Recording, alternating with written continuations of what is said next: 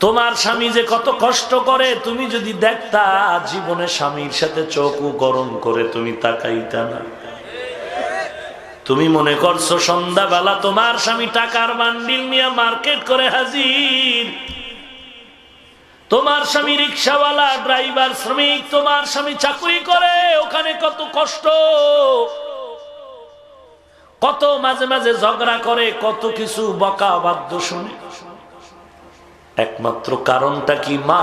তুমি বুঝলা না, তোমার স্বামী তার জন্য এত কষ্ট করতো না। একটা মানুষ যদি একা একা চলার চিন্তা করে, কারো পাও ধরে চলা লাগে না, স্বাধীনভাবেই চলতে পারে, কিছু টাকা জমা করে। কিন্তু তোমার স্বামী এত কষ্ট করে কেন? মানুষের গালি শুনে, কত গালি, কত ঝগড়া, কত সময় মারপিট হয়। শুধু একমাত্র কারণ, আমার এই কষ্টের কামাই রুজির থেকে আমার স্ত্রী খাবে, আমার সন্তান খাবে, তাদের মুখে হাসি আনবে। ও আম্মা জান, তুমি যদি বলো না স্বামী তুমি ঘরে থাকো, আমি কামাই করে খাওয়াই, মা তুমি কামাই করে স্বামীরে খাওয়াইবা, এজন্য তো আল্লাহ এ নিজাম বানায় না।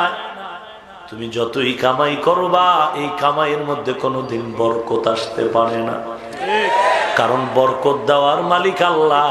আল্লাহর রাজির বাইরে চললে সেখানে আর বরকত হয় না।